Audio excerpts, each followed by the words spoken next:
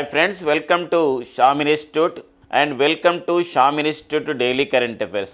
July 12, 2025 నాటి current affairs చూద్దామండి. వివిధ దినపత్రికలు వచ్చినటువంటి అంశాలని. మరి కరెంట్ అఫైర్స్ని ఎక్స్ప్లెయిన్ చేయడానికన్నా ముందు మనకి ఈరోజు ఉన్నటువంటి హెడ్లైన్స్ చూద్దామండి. మరాఠా పాలకుల 12 కోటలకి యునెస్కో గుర్తింపు ఇవ్వడం జరిగింది. మరి మహారాష్ట్రలో 11, తమిళనాడులో ఉన్నటువంటి ఒకటి, మొత్తం కూడా 12 కోటలు మరాఠా పాలకులు నిర్మించినటువంటి ఈ కోటలకి ప్రపంచ వారసత్వ హోదా అనేది రావడం జరిగిందనమాట. దానిపైన చూద్దామండి.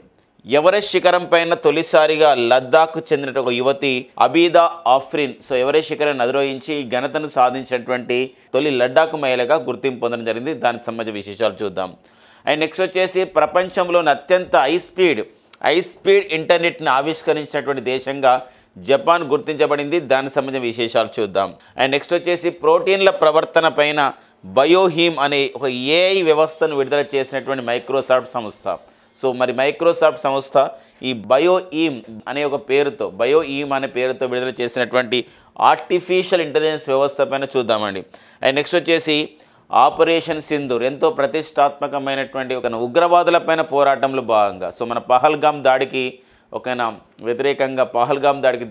దానికి వ్యతిరేకంగా మన భారతదేశం చేసినటువంటి ఒక కార్యక్రమం ఆపరేషన్ సింధూర్. మనకి ఇక్కడ పాక్ ఆక్రమిత కాశ్మీర్లో 5 ఉగ్రవాద స్థావరాలు, మరి నెక్స్ట్ వచ్చేసి పాకిస్తాన్లో 4 ఉగ్రవాద స్థావరాలు, మొత్తం 9 ఉగ్రవాద స్థావరాలని మట్టుబెట్టినటువంటి ఆపరేషన్ సింధూర్ విషయం పైన ఒక పుస్తకాన్ని విడుదల చేయడం జరిగింది. ఒక పుస్తకాన్ని రాశారు. మరి ఓంనిధి శర్మ. ఆ పుస్తకం విడుదలైంది. దానికి సంబంధించిన విశేషాలు చూద్దామండి. ఇవన్నీ మనకి జూలై 12, 2025లో ఉన్నటువంటి ఇంపార్టెన్స్ అనమాట. జూలై 12 మరొక ఇంపార్టెన్స్ కూడా ఉంది. మలాలా డేగా కూడా మనం జరుపుకుంటామండి. ఓకేనా, నెక్స్ట్ చూద్దాం.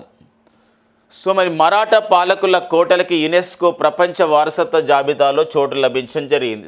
నిన్ననే మనకి 47వ యునెస్కో ప్రపంచ వారసత్వ కమిటీ అని చెప్పేసి అంటాం. వరల్డ్ హెరిటేజ్ కమిటీ అని చెప్పేసి అంటామండి. మరి ఈ వరల్డ్ హెరిటేజ్ కమిటీ యొక్క సమావేశం అనేది ఎక్కడ జరిగిందంటే ఫ్రాన్స్ రాజధాని ప్యారిస్లో జరిగింది. మరి ఫ్రాన్స్ రాజధాని ప్యారిస్లో జరిగినటువంటి ఈ సమావేశంలో ఒక నిర్ణయం తీసుకోవడం జరిగింది. ఏంటా నిర్ణయం అంటే మన భారతదేశానికి చెందినటువంటి మరాఠా మిలిటరీ ల్యాండ్స్కేప్స్గా పిలువబడుతున్నటువంటి ఒక 12 కోటలని 12 పోర్ట్స్కి 11 పోర్ట్స్ అనే 12 కోటలకి యునెస్కో ప్రపంచ వారసత్వ జాబితాలో చోటు లభించడం జరిగిందనమాట. మరి ఇందులో మనం చూసినట్లయితే మహారాష్ట్రలోని సాలేర్ కోట, శివనేరి కోట, లోహగఢ్, ఖండేరి కోట, రాయ్గఢ్ కోట, సువర్ణదుర్గ్, పన్నాల కోట, విజయదుర్గ్, ప్రతాప్గఢ్, రాజ్గఢ్, సింధుదుర్గ్ అండ్ జింజీకోట. అంటే తమిళనాడులో ఉందండి. జింజీకోట మాత్రమే తమిళనాడులో ఉంది. మిగతా 11 కూడా ఎక్కడ ఉన్నాయంటే మహారాష్ట్రలో ఉన్నాయి. ఇవన్నీ కూడా క్రీస్తు శకం 15 నుండి 19 శతాబ్దాలలో నిర్మించినటువంటి ఒక కోటలు. ఇది ఒక అద్భుతమైన ఒక నిర్మాణాలు. మన ఇక్కడ ఇమేజ్లో కూడా చూడొచ్చు అనమాట. ఇలాంటి వాటిని మనం ఏమని పిలుస్తారంటే యునెస్కో వాళ్ళు ఈ 12 కోటలకు ఏమని పేరు పెట్టడం జరిగిందంటే మరాఠా మిలిటరీ ల్యాండ్స్కేప్ అని పేరు పెట్టడం జరిగింది. ఏమని? మరాఠా మిలిటరీ ల్యాండ్స్కేప్స్ అని చెప్పేసి అంటాం. ఇది ల్యాండ్ పైన నిర్మించారు కాబట్టి ఈ ల్యాండ్స్కేప్స్గా పిలుస్తున్న నేపథ్యం అనమాట. ఇది ఒక ఇంపార్టెన్స్గా మనం చూసుకోవాలండి. మొత్తం కూడా మనకి ఒక ఇంపార్టెన్స్ ఏంది ఇక్కడ అంటే ఇక్కడ మనకి మరాఠా మిలిటరీ ల్యాండ్స్కేప్ ఎక్కడున్నాయి ఏంటి ఇలాంటి విశేషాలు అనమాట. మొత్తం ఎన్ని కోటలు, ఏ రాష్ట్రంలో ఎన్ని ఉన్నాయి అండ్ ఏ రాష్ట్రంలో ఎన్ని ఉన్నాయి, దాంతోపాటుగా ఇవి ఏ శతాబ్దంలో నిర్మించారు అనేది ప్రధానమైన ఉద్దేశం. మరి ఏ సమావేశంలో దీన్ని నిర్ణయించారు మన ప్రపంచ వారసత్వ సంపదలో కంటే 47వ యునెస్కో వరల్డ్ హెరిటేజ్ కమిటీ సమావేశం. గతంలో మన భారతదేశంలో 43 వారసత్వ ప్రాంతాలను ప్రకటించి యునెస్కో మన భారతదేశంలో వరల్డ్ హెరిటేజ్ సైట్స్గా యునెస్కో గుర్తించిన వరల్డ్ హెరిటేజ్ సైట్స్ సంఖ్య 43. వీటన్నిటికీ ఒకటిగా కన్సిడర్ చేసుకున్నాం అనుకోండి. మరాఠా మిలిటరీ ల్యాండ్స్కేప్స్గా కన్సిడర్ చేసుకుంటే 12 కోటలు ఉన్నప్పుడు కూడా ఒక మరాఠా మిలిటరీ ల్యాండ్స్కేప్ అనే పేరుతో కన్సిడర్ చేసుకుంటే మొత్తం మన భారతదేశంలో యునెస్కో చేత గుర్తించబడ్డటువంటి ప్రపంచ వారసత్వ ప్రాంతాల సంఖ్య 44 చేరుతుంది. అలా కాకుండా ఇది ఒక్కొక్క కోటను మనం ఒక యునెస్కో హెరిటేజ్ సైట్గా మనం ఉన్నామనుకోండి, మళ్ళీ 43కు 12 యాడ్ చేస్తే ఏమైతే 55 అవుతాయి. కానీ మనకి ఏంటంటే ఒకటిగా ప్రకటించడం జరుగుతుంది కాబట్టి మరాఠా మిలిటరీ ల్యాండ్స్కేప్స్ కానీ మనం చూసుకోవాలి. అలా కాదు ఒకవేళ దీన్ని కూడా 12గా పరిగణించామనుకోండి, అప్పుడు ఏమైందంటే 55 యునెస్కో వారసత్వ సంపదలు అవుతాయి. కానీ మనకి ఏంటంటే మరాఠా మిలిటరీ ల్యాండ్స్కేప్ అని ప్రధానంగా చెప్పడం జరిగింది కాబట్టి ఆ విషయాన్ని మనం గమనించాల్సిన అవసరం ఉందన్నమాట. ఇది మరి యునెస్కో ఇది ప్రకటిస్తూ ఉంటుంది. మరి యునెస్కో అనేది మనం చూసినట్లయితే ఇది ఒక అంతర్జాతీయ సంస్థ, ఐక్యరాజ్య సమితి అనుబంధంగా పనిచేస్తుంది యునెస్కో సంస్థ అండి. యునెస్కో ఐక్యరాజ్య సమితి అనుబంధంగా పనిచేస్తుంది యునెస్కో. సో మరి యునెస్కో గురించి మనం డిస్కస్ చేద్దామండి. యునెస్కో గురించి united nations educational scientific cultural organisation అంటామండి. మరి 1945 నవంబర్ 16 యునెస్కో అనేది ఏర్పాటు చేయబడింది. యునెస్కో యొక్క ప్రధాన కార్యాలయం అనేది ఫ్రాన్స్ రాజధాని ప్యారిస్లో ఉందండి. ప్యారిస్లో దీని హెడ్ క్వార్టర్ ఉంది. యునెస్కోకి ప్రజెంట్ డైరెక్టర్ జనరల్గా పనిచేస్తున్న వారు వచ్చేసి ఎవరండి? వారే Audrey Azoulay. So Audrey Azoulay యునెస్కోకి ప్రజెంట్ డైరెక్టర్ జనరల్గా పనిచేస్తున్నారు. ఫ్రాన్స్ దేశానికి చెందినటువంటి వారు. యునెస్కోకి డైరెక్టర్ జనరల్గా పనిచేసినటువంటి తొలి మహిళ ఇరీనా బొకావా కాగా రెండో మహిళ వచ్చేసి అడ్రీ అజౌలే. ఇలాంటి నేపథ్యం ఇది యునెస్కో సంబంధించి ఒక బేసిక్ పాయింట్. మరి యునెస్కో ప్రతి సంవత్సరం కూడా వరల్డ్ హెరిటేజ్ సైట్స్ అని ప్రకటిస్తుంది. వరల్డ్ హెరిటేజ్ సైట్స్ అని చెప్పేసి అంటామండి. వరల్డ్ హెరిటేజ్ సైట్స్ అంటే ప్రపంచ వారసత్వ ప్రాంతాలు అని చెప్పేసి అంటామండి. ప్రపంచ వారసత్వ ప్రాంతాలుగా ప్రకటిస్తుంది. మరి ప్రపంచ వారసత్వ ప్రాంతాలను ఒకటి ప్రకటిస్తుంది. యునెస్కో మళ్ళీ ఇంకా చూసినట్లయితే యునెస్కో ఒక సాంస్కృతిక వారసత్వ ఉత్సవాలను కూడా ప్రకటిస్తుంది. దాన్ని మనం ఏమంటామంటే యునెస్కో ఇంటాంజబుల్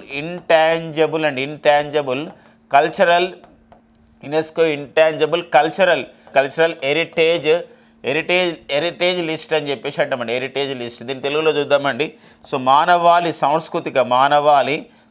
సాంస్కృతిక ఒక వారసత్వ జాబితా అని చెప్పేసి అంటామండి. ఒక పండుగల జాబితా అనమాట. ఇది ఒక జాబితా, ఒక ఉత్సవాల జాబితా ఇది ప్రకటిస్తుంటుంది.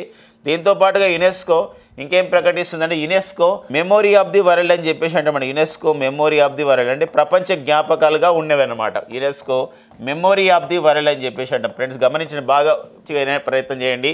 UNESCO memory of the world అండి. UNESCO memory of the world అని చెప్పేసి అంటాం. UNESCO memory of the world. మరి UNESCO memory of the world లిస్టులోకి ప్రకటించబడిన ఎన్ని ఉన్నాయి.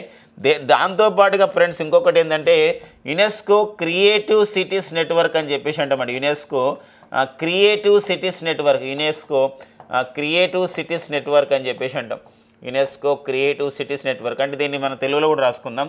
యునెస్కో సృజనాత్మక నగరాల జాబితా అని చెప్పేసి అంటాం. యునెస్కో సృజనాత్మక నగరాల జాబితా. ఇలా మొత్తం కూడా 4 రకాలైనటువంటి లిస్టుని ఒక జాబితాని ప్రకటిస్తూ ఉంటుంది. అంటే ప్రపంచవ్యాప్తంగా సంస్కృతిని వారసత్వాన్ని పెంపొందించాలి.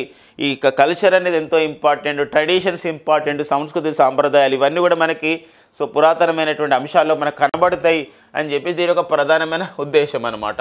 మరి యునెస్కో ఇప్పుడు మన భారతదేశంలో మనం గమనించండి. మన భారతదేశంలో ఇప్పటి వరకు ఉన్నటువంటి విషయాలు, ఈ రోజు వరకు ఉన్న విషయాలు చూసినట్లయితే వరల్డ్ హెరిటేజ్ సైట్ సంఖ్య గతంలో మనకి 43 యునెస్కో వారసత్వ ప్రాంతము ఏదంటే మొయిదమ్స్. మన భారతదేశంలో అస్సాంలోని అహోం వంశస్థులు నిర్మించినటువంటి మట్టి సమాధులే మొయిదమ్స్. అది మన దేశంలో 43వ ప్రపంచ వారసత్వ ప్రాంతం. అంతకన్నా ముందు రామప్ప టెంపుల్ అండ్ నెక్స్ట్ వచ్చేసి డోలావీర కూడా ఉన్నాయి. అలా మనకి 41, 42. ఇప్పుడైతే మొయిదమ్స్ 43వది. ఈ సంవత్సరం 2025 సంవత్సరంలో యునెస్కో చేత ప్రకటించబడ్డ వరల్డ్ హెరిటేజ్ సైట్ సంఖ్య ఎంత అండి ఇప్పుడు? మనకి ఇదంతా మనకు ఒకటి ఏది?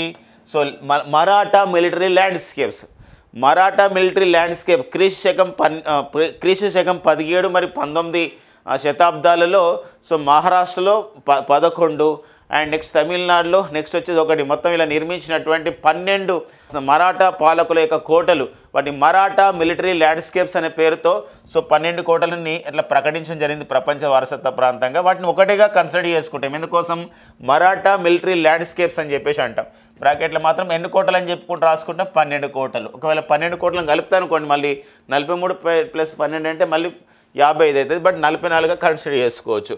ఓకేనా? ఇంకా నెక్స్ట్ వచ్చేసి ఇంటాంజిబుల్ కల్చరల్ హెరిటేజ్ సైట్స్ అని చెప్పేసి అంటాం. అంటే మానవాళి సాంస్కృతిక వారసత్వ జాబితాలో ప్రకటించబడ్డవి ఎన్ని?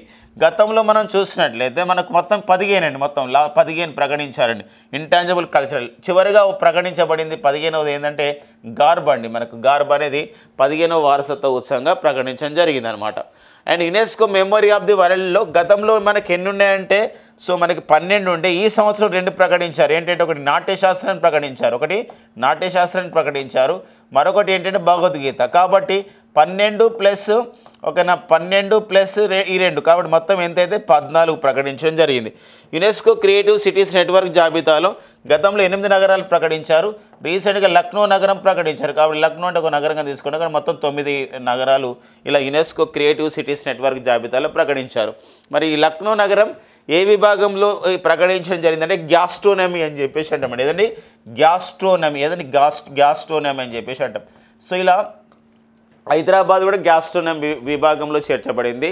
అండ్ లక్నో నగరం కూడా గ్యాస్ట్రోనమీ విభాగంలో చేర్చబడింది అనమాట. గ్యాస్ట్రోనమీ అంటే ఇక్కడ collection of the food material and preparation of the food material and next serving of the food material అని చెప్పేసి అంటాం అనమాట. ఎలాంటిదంటే ఒక ఆహార పదార్థాలను సేకరించడం, ఆహార పదార్థాలను వండడము అండ్ వడ్డించడం, దీన్ని మనం గ్యాస్ట్రోనమీ అని చెప్పేసి అంటాం. ఇలా యునెస్కో చేత గ్యాస్ట్రోనమీ విభాగంలో చేర్చబడినటువంటి 2వ నగరం, మొత్తం మీద 9వ నగరం ఏదండి లక్నో, అది 2015.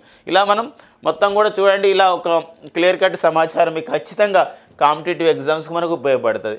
ఇంకా 47వ యునెస్కో వారసత్వ సమావేశం ఇంకా నిర్వహిస్తూ ఉన్నారు. ఇంకా ముగింపు కాలేదు. ఎక్కడ యునెస్కో సమావేశం, వరల్డ్ హెరిటేజ్ కమిటీ సమావేశం 2025లో ఇది ఫ్రాన్స్ రాజధాని ప్యారిస్లో నిర్వహిస్తున్నారు. పూర్తి కాగానే మరింత సమాచారం మనం డిస్కస్ చేద్దాం. అంటే 2025లో యునెస్కో వారసత్వ ప్రాంతాలు ఏంటి, ఇంకా మరి ఏమైనా ప్రకటించారా, ఇలాంటి విషయాలు మనం నెక్స్ట్ సెషన్లో చూద్దామండి. ఓకేనా, నెక్స్ట్ కరెంట్ అఫైర్కి వెళ్దాం. ఇక నెక్స్ట్ వచ్చేసి మనకి వార్తల్లో వ్యక్తిగా ఉన్నారండి. సో మరి ఎవరంటే వారు అతను గోవింద్ మోహన్. సో గోవింద్ మోహన్ ఎలా అంటే కేంద్ర హోంశాఖ కార్యదర్శిగా పనిచేస్తున్నారు. అంటే ఆగస్టు 2024 నుండి పనిచేస్తున్నారు. వీరి పదవీ కాలం అనేది వచ్చే నెల ఆగస్టులో కంప్లీట్ అవుతుంది 2025లో.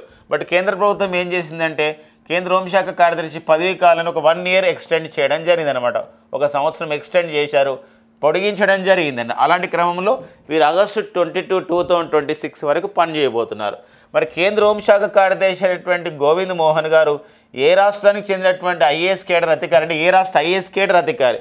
సొంత రాష్ట్రం ఒకటి ఉంటుంది, అంటే ఒకవేళ యూపీఎస్సీలో మంచి ర్యాంక్స్ని బట్టి ఆ రాష్ట్రాల కేడర్లను ఇస్తూ ఉంటారు. అలాంటప్పుడు వీరు 1989 సిక్కిం కేడర్ ఐఏఎస్ అధికారి ఎవరండి? గోవింద్ మోహన్ అనే విషయం గమనించండి. వీరు కేంద్ర హోంశాఖ కార్యదర్శిగా పనిచేస్తున్నారు అనమాట. కాబట్టి ఇక్కడ 2026 వరకు, ఆగస్టు 22 వరకు పనిచేస్తారు.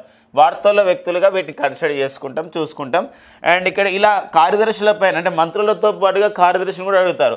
కేంద్ర హోంశాఖ మంత్రి, కేంద్ర సహకార శాఖ మంత్రి అంటే ఎవరంటే అమిత్ షా. కేంద్ర సహకార శాఖ మంత్రి అండ్ అమిత్ షా ఉన్నారు. కేంద్ర హోంశాఖ కార్యదర్శి గోవింద్ మోహన్. అట్లా ఇప్పుడు కేంద్ర రక్షణ శాఖ మంత్రి అంటే ఎవరండి? రాజ్నాథ్ సింగ్. కేంద్ర రక్షణ శాఖ మంత్రి రాజ్నాథ్ సింగ్. అలాగా కూడా కేంద్ర రక్షణ శాఖ కార్యదర్శి ఎవరంటే ఇక్కడ సో రాజీవ్ కుమార్ సింగ్ అండి. ఎవరు? రాజీవ్ కుమార్ సింగ్. మరి రీసెంట్ కూడా ఎగ్జామ్లో రావడం జరిగింది. రాజీవ్ కుమార్ సింగ్ కేంద్ర రక్షణ శాఖ కార్యదర్శిగా పనిచేస్తున్నారు. కేంద్ర విదేశాంగ మంత్రి ఎవరంటే సుబ్రహ్మణ్యం జయశంకర్ గారు. మరి సుబ్రహ్మణ్యం జయశంకర్ గారు కేంద్ర విదేశాంగ మంత్రి. కేంద్ర విదేశాంగ కార్యదర్శి ఎవరు అని చెప్పేసి అంటే విక్రమ్ మిశ్రీ అండి. ప్రజెంట్ కేంద్ర విదేశాంగ కార్యదర్శి అంటే ఎవరండి? విక్రమ్ మిశ్రీ. సో అలా నేపథ్యాన్ని చూసుకోవాల్సిన అవసరం ఉందండి. ఇది మనకి వార్తల్లో వ్యక్తులపైన అడుగుతున్న నేపథ్యం. ఇక నెక్స్ట్ వచ్చేసి వార్తల్లో వ్యక్తులకు మరొక ఇంపార్టెంట్ ఒక మహిళ ఉంది. 21 ఇయర్స్ చెందినటువంటి 21 ఇయర్స్ అండి వీరికి. సో మనకి మీ ఇమేజ్లో కూడా చూడొచ్చు 21 ఇయర్స్ చెందినటువంటి వీరు.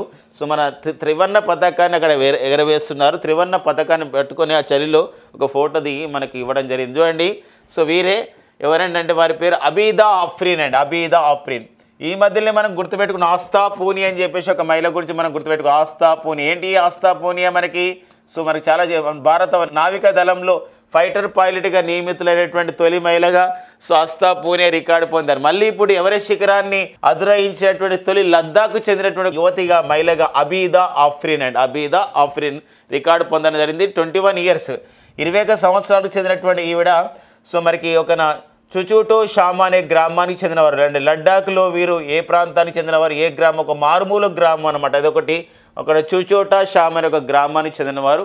సో వీరు మౌంట్ ఎవరెస్ట్ బాలురా బాలికల సాహసయాత్ర 2025లో చోటు సంపాదించి ఫైనల్గా ఎవరి శిఖరాన్ని దిగ్విజయంగా అధిరోహించడం జరిగిందనమాట. ఇదొక అబీద అఫ్రిన్ మనకు వార్తల్లో ఉన్నటువంటి వ్యక్తిగా చాలా ఇంపార్టెంట్గా మనం చూసుకోవాల్సిన అవసరం ఉంది. ఇది వచ్చే ఎగ్జామినేషన్లో మనకి ఎక్స్పెక్టెడ్గా భావించవచ్చు అనమాట. ఎవరండి? అబీద ఆఫ్రిన్. అబీద ఆఫ్రిన్. ఓకేనా. నెక్స్ట్ వచ్చేసి ఎవరెస్ట్ శిఖరం. సో ప్రపంచంలోనే ఎత్తైనటువంటి ఒక శిఖరం అంటే ఎవరెస్ట్ శిఖరం. మరి ఇలాంటి ఎవరెస్ట్ శిఖరాన్ని 1953 మే 29న ఎవరెస్ట్ శిఖరాన్ని ఇద్దరు అధిరోహించడం జరిగిందనమాట. ఎవరు వారిద్దరు అంటే ఇక్కడ ఎడ్మండ్ హిల్లరీ అండి. Edmund Hillary and Tenzing Norgay Everest శిఖరాన్ని తొలిసారిగా అధిరోహించిన ఇద్దరు వ్యక్తులు ఎవరంటే so Edmund Hillary and Tenzing Norgay. అందుకే మనకి ప్రతి సంవత్సరం కూడా మే 29 మనం ఎవరెస్ట్ దినోత్సవంగా జరుపుకుంటాం.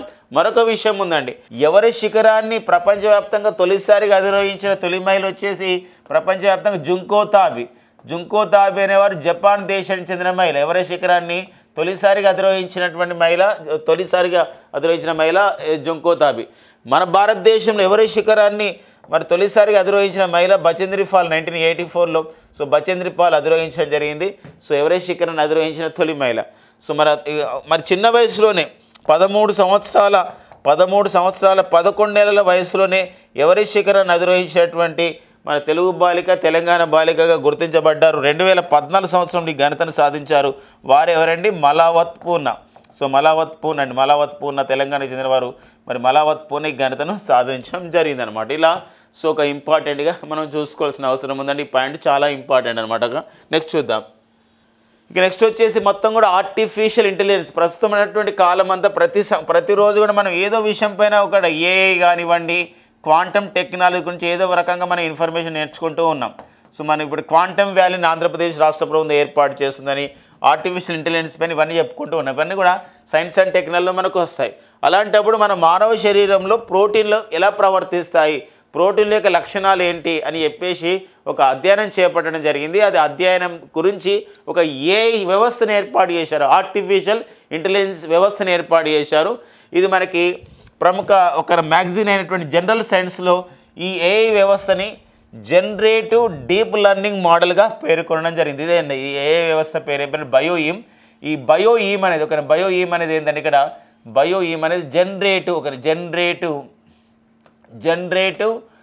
డీప్ లెర్నింగ్ మోడల్ అని చెప్పేసి అంటాం. జనరేటింగ్ డీప్ లెర్నింగ్ మోడల్ అనేది సో ఈ యొక్క బయోఈమ్ అనే ఒక సంబంధించినటువంటి ఒక వ్యవస్థని వ్యవస్థని ఏర్పాటు చేశారు. దీని ద్వారా ఏమవుతుందంటే సో ప్రోటీన్ల యొక్క వ్యవస్థ తెలుస్తుంది మానవ శరీరంలో. సో ప్రోటీన్లు ఎలా పనిచేస్తే, ఒకవేళ డెఫిషియన్సీ అయితే ఏమవుతుంది, ఏమన్నా ఇలాంటి అన్ని సంబంధించినటువంటి ఇన్ఫర్మేషన్ అనేది ఎందులో పొందుపరుస్తారంటే ఆర్టిఫిషియల్ ఇంటెలిజెన్స్ మోడల్లో పొందుపరుస్తారు. ఇప్పుడు మనం ఏఐ ద్వారా ఆర్టిఫిషియల్ ఇంటెలిజెన్స్ జెమిని అని వచ్చింది, ఈ చాట్ జీపీటీ ఇవన్నీ కూడా ఏఐ ద్వారానే పనిచేస్తున్నాయి. ఎట్లయితే సమాచారం తెలుసుకుంటామో అలాంటి సమాచారం అనేది సో ప్రయోగాలకు ఉపయోగపడుతుంది అనమాట. అది ఎలా అడుగుతాడు, సరికొత్త ఏఐ వ్యవస్థ బయోఈమ్ని విడుదల చేసినటువంటి సంస్థ ఏది అని చెప్పేసి అంటే అది మైక్రోసాఫ్ట్ సంస్థ. ఇది ఏం చేస్తుందంటే మానవ శరీరంలో ప్రోటీన్లు అనేది ఎలా ప్రవర్తిస్తాయో ఒక కనుగొనే ప్రక్రియ అనమాట. అది మనకు అర్థమవుతుంది అనమాట. ఇది ఎక్కడ ప్రదర్శించబడింది, ఎక్కడ తొలిసారిగా పబ్లిష్ చేశారు ఏ వ్యవస్థ గురించి మైక్రోసాఫ్ట్ వాళ్ళని. మరి జనరల్ సైన్స్ అనే ఒక మ్యాగజైన్లో ఆ జర్నల్ ఏమని పేర్కొంది, జనరల్ సైన్స్ అనే మ్యాగజైన్ అంటే ఈ యొక్క బయోఈమ్ని ఎలా పేర్కొందంటే జనరేటివ్ డీప్ లెర్నింగ్ మోడల్గా పేర్కొనడం జరిగింది అనమాట. ఇది మనకు మైక్రోసాఫ్ట్ విషయం అభివృద్ధి చేసిన ఏఐ వ్యవస్థ బయోఈమ్. సో మనకి ఇక్కడ ఏంటంటే ఏఐ పైన వచ్చిన ప్రతి అంశం కూడా చాలా ఇంపార్టెంట్. ప్రపంచంలో తొలిసారిగా ఏఐ సంబంధించిన ఆర్టిఫిషియల్ ఇంటెలిజెన్స్తో ఏఐ న్యూస్ పేపర్ కూడా తయారు చేసుకోవడం జరుగుతుంది. మరి ప్రపంచంలో తొలిసారిగా ఏఐ న్యూస్ పేపర్ని ఎక్కడ అభివృద్ధి చేశారు అంటే ఇటలీలోని ఒక ఏర్పాటు చేయడం జరిగింది. ఇలా కొన్ని అంశాలు మనం గుర్తుపెట్టుకోవాల్సిన అవసరం మనకు ఉంటుంది అనమాట. ఇక నెక్స్ట్ వచ్చేసి మైక్రోసాఫ్ట్ అంటున్నాం కాబట్టి Microsoft chief executive officer and chairman and chief executive ఆఫీసర్గా పనిచేస్తున్న వారు మన తెలుగువారు వారు ఎవరండి, సత్య నాదెళ్ల గారు పనిచేస్తున్న విషయం అనమాట. నెక్స్ట్ చూద్దామండి. ఇక నెక్స్ట్ వచ్చేసి హైదరాబాద్లో ఒక సదస్సు జరిగింది, రాజభాష విభాగం స్వర్ణ జయంతి సమారోహం అని చెప్పేసి అంటామండి. ఇది సదస్సు అనమాట. రాజభాష అంటే హిందీ భాష ప్రాముఖ్యత పైన ఒక సదస్సు జరిగింది, హైదరాబాద్లో జరిగింది. సో మరి ఈ సదస్సుకి భారత ఉపరాష్ట్రపతి అయినటువంటి జగదీప్ ధన్కర్ గారు దీనికి హాజరు కావడం జరిగింది అనమాట. జగదీప్ ధన్కర్. అంతేకాదు కేంద్ర గనుల శాఖ మంత్రి అయినటువంటి కేంద్ర గనుల శాఖ మంత్రి మినిస్ట్రీ ఆఫ్ ది మైన్స్ అయినటువంటి జి కిషన్ రెడ్డి గారు దీనికి హాజరు కావడం జరిగింది. దీంతో పాటుగా మనం చూసినట్లయితే ఇక్కడ ఆంధ్రప్రదేశ్ రాష్ట్ర ఉప ముఖ్యమంత్రి పవన్ కళ్యాణ్ గారు కూడా దీనికి హాజరు కావడం జరిగిందనమాట. ఇలాంటి నేపథ్యంలో ఇక్కడ హిందీ భాష ఇంపార్టెన్స్ ఎందుకోసం అంటే కొన్ని రాష్ట్రాలు పర్టికులర్గా తమిళనాడు రాష్ట్రం అయితే జాతీయ విద్యా విధానం 2020ని వ్యతిరేకించడం జరుగుతుంది. దాంతోపాటుగా హిందీని మేము ఒక భాషగా గుర్తించాం, మాకు హిందీ భాష అవసరం లేదనే ఒక ధోరణితో మాట్లాడుతున్న నేపథ్యం.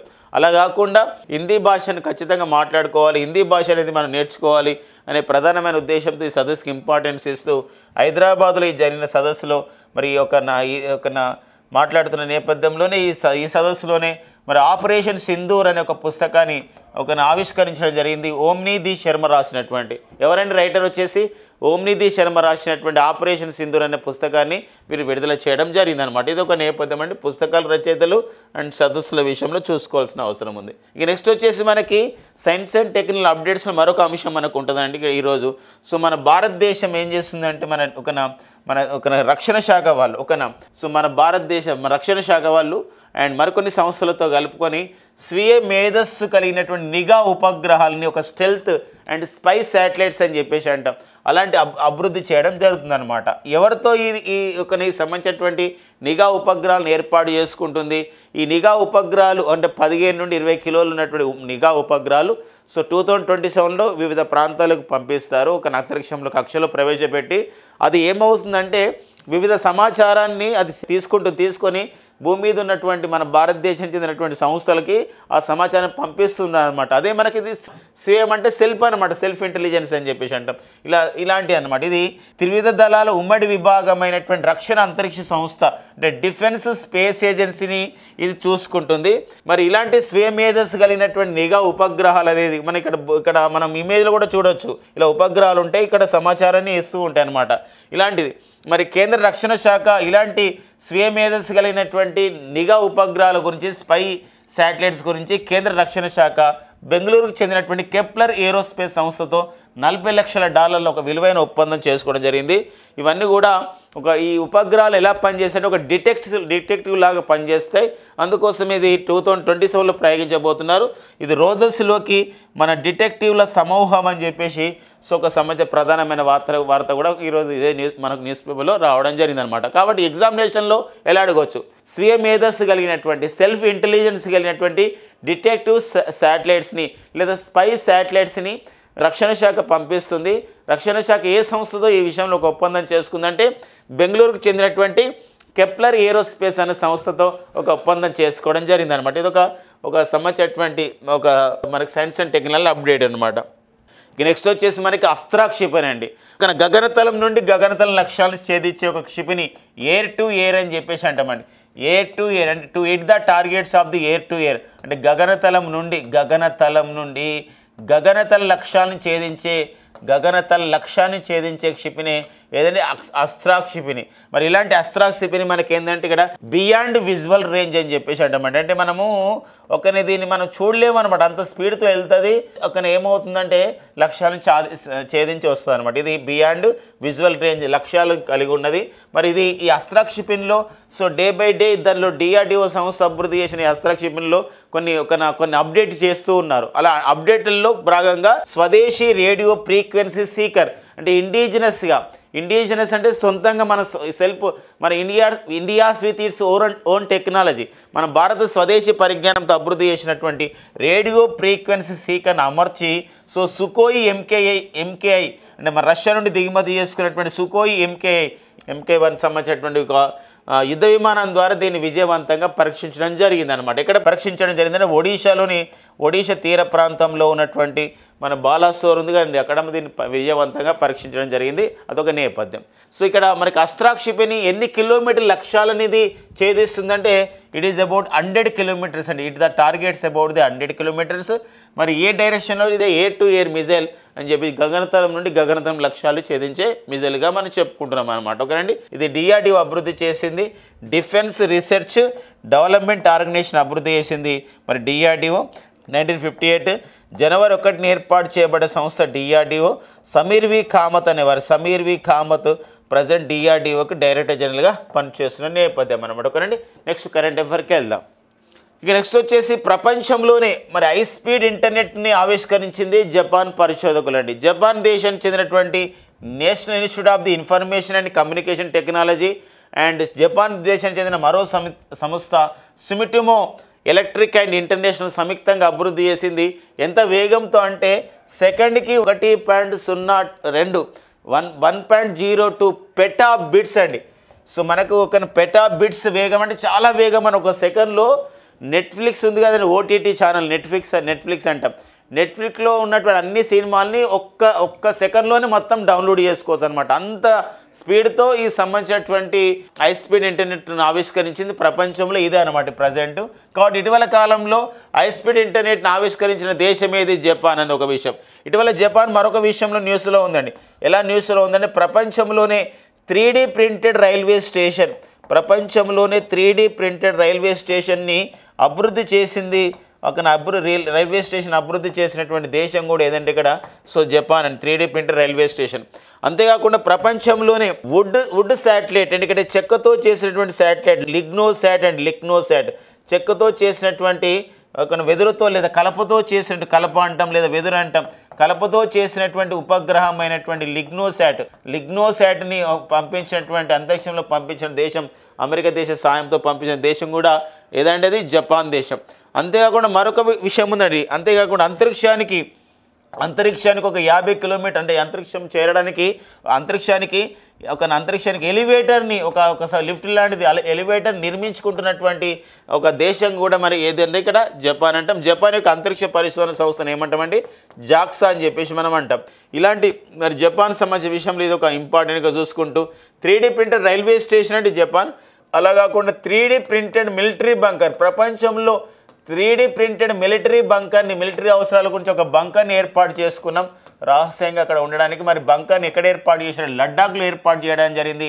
లడ్డాఖ్లో లేహ్లో ఏర్పాటు చేశారు మన భారత ప్రభుత్వం IIT హైదరాబాద్ సహకారంతో, సాంకేతిక సహకారంతో. ఇలా అండి మన ప్రతి అంశాన్ని కూడా లింకప్తో నేర్చుకున్నాం అనుకోండి, లింక్ మనం మిస్ కాలేదనుకోండి ఖచ్చితంగా మనకి ఎగ్జామ్లలో మార్కులు వస్తాయండి. సో ఇలా లింక్తో చదవాల్సిన అవసరం ఉంటుంది అనమాట. ఇక నెక్స్ట్ వచ్చేసి ఇవ్వండి మనకి జూలై 12, 2025 ఉన్నటువంటి కరెంట్ అఫైర్స్. జూలై మరొక ఇంపార్టెన్స్ ఉందని మనకి జూలై 12. సో ఈ 2025 సో మలాలా డే కూడా మనం జరుపుకుంటాం. మలాలా డే అండి. సో మలాలా యూసఫ్జాయ్ సో వీరు మరి బాలికల హక్కుల గురించి, విద్యా హక్కుల గురించి ఎంతో పాటుపడడం జరిగింది. అందుకోసం దీన్ని ఒక ఇంటర్నేషనల్ గర్ల్స్ ఎడ్యుకేషన్ అంటే international day for the girls education బాలికల విద్యా దినోత్సవం కూడా మనం జరుపుకుంటాం అంతర్జాతీయ పరంగా. సో మలాలా డేని. సో పాకిస్తాన్కి చెందినటువంటి వీరు మరి బాలికల విద్య గురించి పాటుపడ్డారు. 2014 సంవత్సరంలో భారత్కు చెందినటువంటి కైలాస్ సత్యార్థి అండ్ మలాలాకి సంయుక్తంగా కూడా నోబెల్ శాంతి బహుమతి రావడం జరిగింది.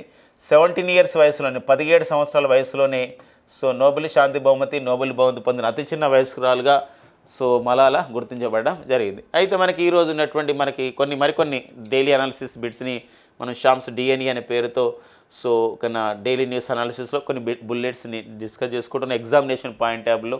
సో ఇలాంటిదప్పుడు కొన్ని చూద్దామండి. నకిలీ సాధువులపై చర్యలు తీసుకోవడానికి ఉత్తరాఖండ్ ప్రారంభించినటువంటి కార్యక్రమం ఏదంటే నకిలీ సాధువులు ఉంటున్నారు, ఒక ఫేక్ సెయింట్స్ ఉంటున్నారు. సో మరి what is the name of the operation conducted by the Uttarakhand to action on the ఎవరిపైన? So that is the fake saints. మరి నకిలీ సాధువులపైన చర్యలు తీసుకోవడానికి ఉత్తరాఖండ్ ప్రభుత్వం ప్రారంభించిన కార్యక్రమం ఆపరేషన్ కలనేమి అని చెప్పేసి గుర్తుపెట్టుకోండి. ఉత్తరాఖండ్ మనకు న్యూస్లో ఉంది. మనం జనవరి 27, 2025 నుండి మన భారతదేశంలో UCC అంటే యూనిఫామ్ సివిల్ కోడ్ని అమలు చేస్తున్నటువంటి రాష్ట్రం కూడా ఏదండి ఉమ్మడి పౌర స్మృతిని ఉత్తరాఖండ్ రాష్ట్రం. మానవుడు అండ్ ఏనుగుల మధ్య సంఘర్షణని ఆపడానికి గజమిత్ర అనే కార్యక్రమాన్ని ప్రారంభించిన రాష్ట్రం అస్సాం అండి. గజసింహ అంటే ఏంటంటే Khelo India youth games 2025 Muscat వచ్చేసి గజసింహ. ఇదేంటండి మానవ ఏనుగుల సంఘర్షణని ఆపడానికి గజమిత్ర అనే కార్యక్రమాన్ని ప్రారంభించిన రాష్ట్రం అస్సాం. నిన్న కూడా చెప్పుకున్నాం ఆసియా ఖండంలో చాలా ఓల్డ్ అయినటువంటి ఒక ఏనుగు ఉంది, నాది మనకి వత్సల మరణించడం జరిగిందని చెప్పుకున్నాం. మధ్యప్రదేశ్లోని పన్నాలో ఉన్నది అని చెప్పేసి అనుకున్నాం. అండ్ నెక్స్ట్ వచ్చేసి గిరిజన విద్యార్థుల కోసం తలాష్ అనే ఒక కార్యక్రమాన్ని ప్రారంభించింది. మరి తలాష్ అంటే ఏంటంటే tribal aptitude life skills and self esteem హబ్ని ప్రారంభించారు. మరి గిరిజన విద్యార్థుల గురించి పర్టికులర్గా ఏకలవ్య అనే రెసిడెన్షియల్ స్కూల్స్ ఉంటాయండి మన ఏకలవ్య. మరి ఏకలవ్య మోడల్స్ రెసిడెన్షియల్ స్కూల్స్ అని చెప్పేసి అంటాం. గిరిజన ప్రాంతాలు ఏర్పాటు చేశారు. అక్కడ వారికి అక్కడ మరింతగా విద్యను ఇవ్వాలి మనం అనే ప్రధానమైన ఉద్దేశంతో గిరిజన విద్యార్థుల గురించి తలాష్ అనే కార్యక్రమాన్ని ప్రారంభించిన సంస్థలు ఏవంటే యూనిసెఫ్ అండ్ నెస్ట్ అనే సంస్థ అండి.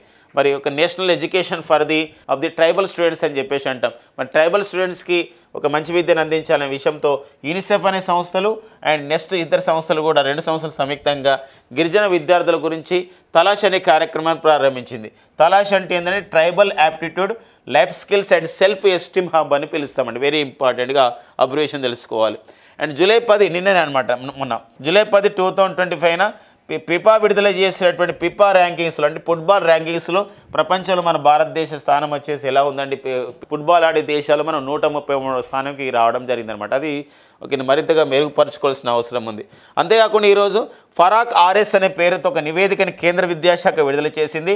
అయితే పరాక్ ఆర్ఎస్ అంటే ఏందన్నాడు. పరాక్ ఆర్ఎస్ అంటే పాఠశాలల్లో విద్యార్థుల యొక్క స్థాయిలు ఎలా ఉన్నాయి, అంటే బోధనాభ్యాసన యొక్క అనుభవాలు ఎలా ఉన్నాయి, లర్నింగ్ ఎక్స్పీరియన్సెస్ ఎలా ఉన్నాయని చెప్పేసి కేంద్ర విద్యాశాఖ విడుదల చేసినటువంటి పరాక్ ఆర్ఎస్లో పరాక్ ఆర్ఎస్ అంటే ఏంటంటే performance assessment review and analysis of the knowledge for the holistic development Rashtriya Sarvekshan అని చెప్పేసి అంటామండి. వెరీ వెరీ ఇంపార్టెంట్ సంబంధించినటువంటి బుల్లెట్ పాయింట్స్ అండి. ఒకసారి మన సెషన్ని కన్క్లూడ్ చేయడానికన్నా ముందు ఈరోజు ఉన్నటువంటి కరెంట్ అఫైర్స్ ఒకసారి చూద్దాం. సో మరాఠా పాలకుల కోటలకి యునెస్కో ప్రపంచ వారసత్వ జాబితాలో చోటు లభించడం జరిగింది. అండ్ నెక్స్ట్ వచ్చేసి ఓకేనా, కేంద్ర హోంశాఖ కార్యదర్శి గోవింద్ మోహన్ యొక్క పదవీ కాలాన్ని మరో 1 year పొడిగించడం జరిగింది. ఎవరెస్ట్ శిఖరాన్ని అధిరోహించిన తొలి లద్దాఖ్ చెందిన యువతిగా అబీదా అఫ్రీన్ గుర్తింపు పొందడం జరిగింది. సరికొత్త ఏఐ వ్యవస్థ బయో ఈమును విడుదల చేసినటువంటి సంస్థ మైక్రోసాఫ్ట్. రాజభాష విభాగం స్వర్ణ జయంతి సమారోహంలో హైదరాబాద్లో ఆపరేషన్ సింధూర్ అనే పుస్తకం ఆవిష్కరణ జరిగింది. ఎవరు రాశారని చెప్పేసి అంటే ఓమ్నిధి శర్మ అని చెప్పేసి గుర్తుపెట్టుకోండి. స్వీయ మేధస్సు కలిగినటువంటి నిఘా ఉపగ్రహాలని అభివృద్ధి చేస్తున్న భారత్ ఈ విషయంలో కేంద్ర రక్షణ శాఖ బెంగళూరుకు చెందినటువంటి కెప్లర్ అనే ఏరోస్పేస్ సంస్థతో ఒప్పందం చేసుకోవడం జరిగిందనమాట. సో మరి గగనతలం నుండి గగనతలం లక్ష్యాలను ఛేదించే 100 కిలోమీటర్ల లక్ష్యాలను ఛేదించే మరి ఒక అస్త్రాక్షిపిని స్వదేశీ రేడియో ఫ్రీక్వెన్సీ సీకర్ అనే ఒక ప్రయోగాన్ని సుఖోయ్ MK1 ద్వారా సో బీవీఆర్ అంటే బియాండ్ విజువల్ రేంజ్ లక్ష్యాలను చేర్చడం జరిగింది. సో ఏదండి మరి అస్త్రాక్షిపిని అది ఆ ప్రయోగం విజయవంతం కావడం జరిగిందని DRDO చెప్పడం జరిగింది. ప్రపంచంలోనే హై స్పీడ్ ఇంటర్నెట్ని ఆవిష్కరించిన దేశంగా జపాన్ ఒకను గుర్తించబడడం జరిగిందండి. సో ఇవ్వండి మనకి ఈరోజు ఉన్నటువంటి అంటే జూలై 12, 2025 ఉన్నటువంటి కరెంట్ అఫైర్స్ అండి. సో ఖచ్చితంగా మీకు రాబో పోటీ పరీక్షల్లో ఈ పాయింట్స్ ఉపయోగపడతాయి. ఈ నోట్స్ని రాసుకుంటూ ఖచ్చితంగా ఒక షామిష్డ్ అందిస్తున్నటువంటి వివిధ so offline classes online classes గురించి అండ్ ఇలాంటి సమాచారం తెలుసుకోవాలంటే మీరు షామ్ ఇన్స్టిట్యూట్ యూట్యూబ్ ఛానల్ని ఫాలో అవుతూ సో ఈ కరెంట్ అఫైర్స్ కూడా మీకు ఎగ్జామ్స్కి ఉపయోగపడుతున్న నేపథ్యంలో సో మీరు లైక్ అండ్ షేర్ చేస్తూ సబ్స్క్రైబ్ కూడా చేసుకునే ప్రయత్నం చేయండి. Thank you friends and all the best.